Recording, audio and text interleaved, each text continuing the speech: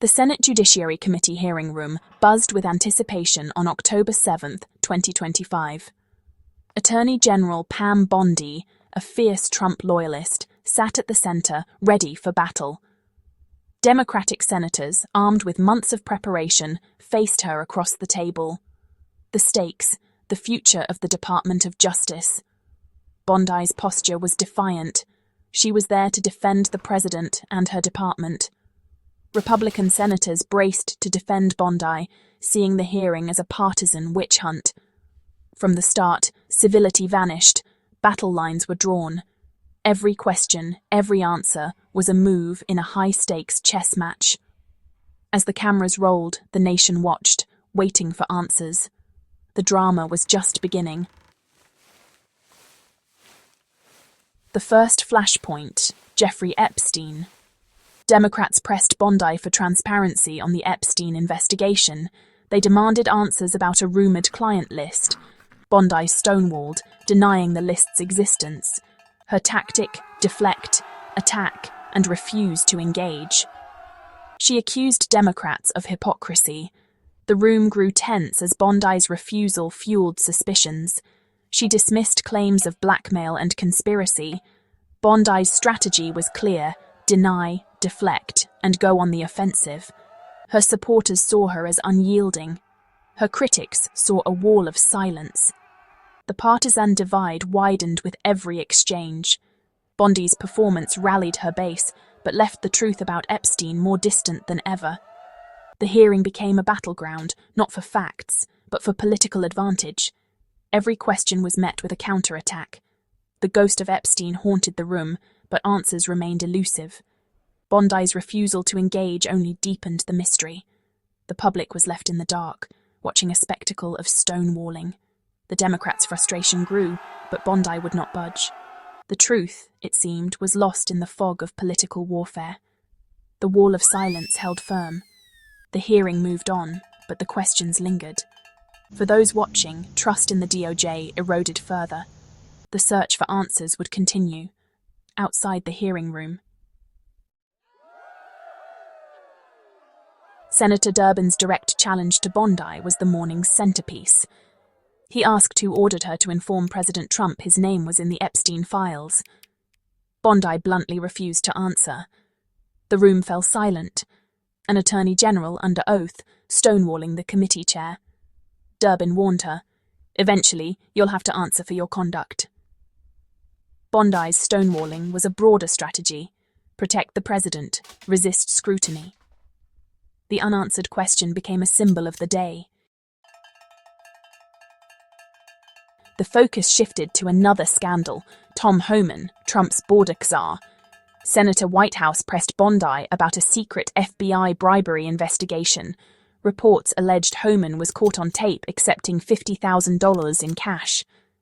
The DOJ, under Bondi, abruptly dropped the case. Whitehouse demanded to know why and what happened to the money. Bondi confirmed a review but claimed no credible evidence was found.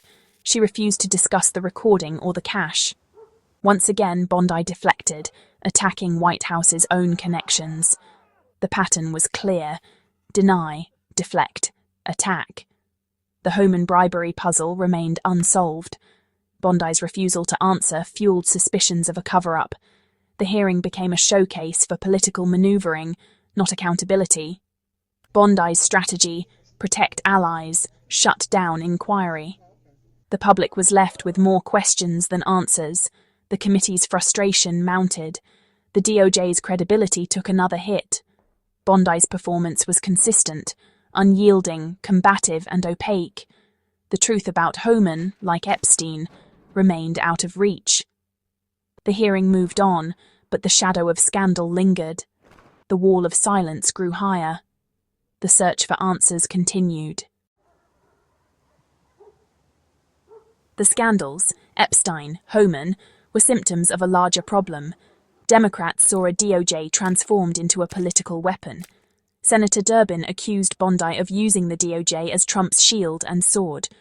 Dropped investigations protected allies. New prosecutions targeted enemies.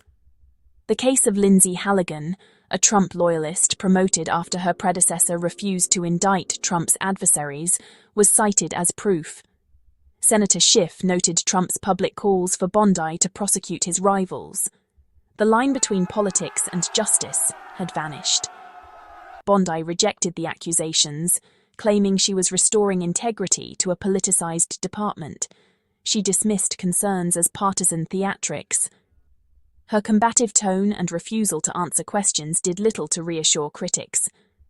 The DOJ's image as an impartial institution was in tatters. The hearing became a debate over the very nature of American justice. Bondi's supporters saw her as principled. Her critics saw a partisan enforcer. The stakes were nothing less than the rule of law. The committee was left divided, with no resolution in sight. The politicization of justice was now a national crisis. The battle lines were drawn for the fights ahead. The hearing turned to two flashpoints, the Comey indictment and the January 6th investigation. Bondi was accused of punishing Trump's enemies and shielding his allies. The Comey indictment, following Trump's public demands, raised questions of political motivation. Bondi confirmed she was the Pam Trump referenced, but refused to discuss White House conversations. She insisted the indictment was impartial, blaming a liberal grand jury. On January 6th, Bondi joined Republicans in condemning the prior DOJ's investigation. She called special counsel Jack Smith's probe a wasteful, unconstitutional witch hunt. Bondi painted investigators as villains, rewriting the narrative. She defended Republican senators under scrutiny, ignoring exaggerations and false claims. Her message: old investigations were illegitimate, new ones righteous. Justice, it seemed, depended on political allegiance. The hearing became a stage for partisan score settling. Bondi's critics saw a DOJ weaponized for political ends. Her supporters saw her as a defender against overreach. The truth was lost in the crossfire.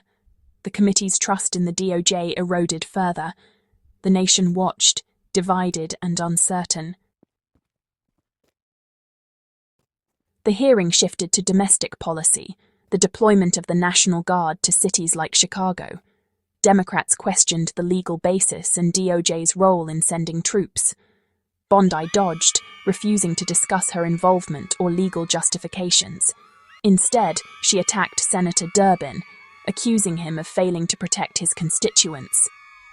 "The National Guard are on the way to Chicago," she declared, turning the hearing into political theatre. The exchange became a campaign rally, not a legal discussion. Bondi's strategy: ignore substance, create conflict, deliver soundbites. She spoke past the committee, aiming for the cameras and voters.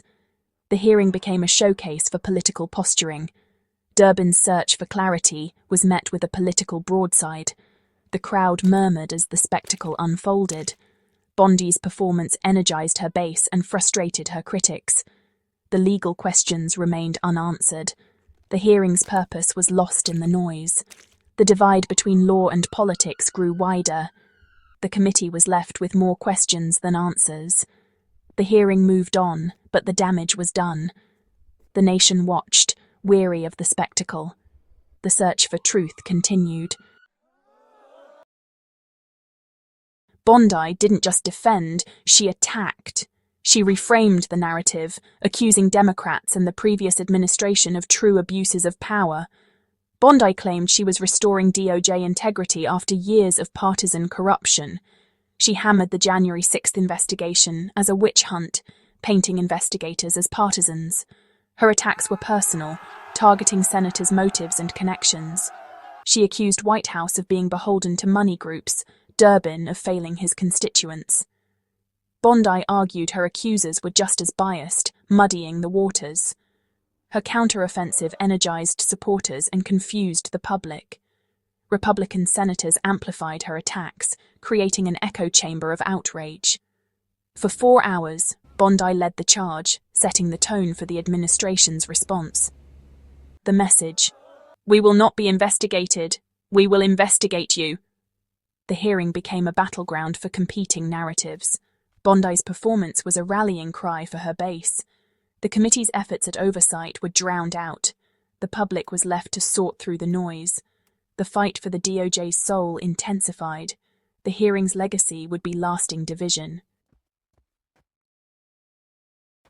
After 4 grueling hours, the hearing ended in exhaustion and deeper division. Bondi's supporters saw her as triumphant, a warrior for the president. Her critics saw confirmation of their worst fears, a DOJ above the law. Bondi's refusal to answer key questions left a cloud of suspicion. Her personal attacks and embrace of conspiracy theories signaled a dangerous new era.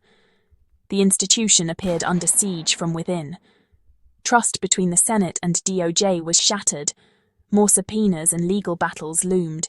The fight would move from the hearing room to the courts. The American people were left with few answers, only political theatre. Bondi's performance was about loyalty and strength, not transparency. The DOJ was now at the centre of a political storm. The forecast, continued turbulence.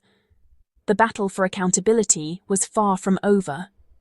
The nation braced for what comes next.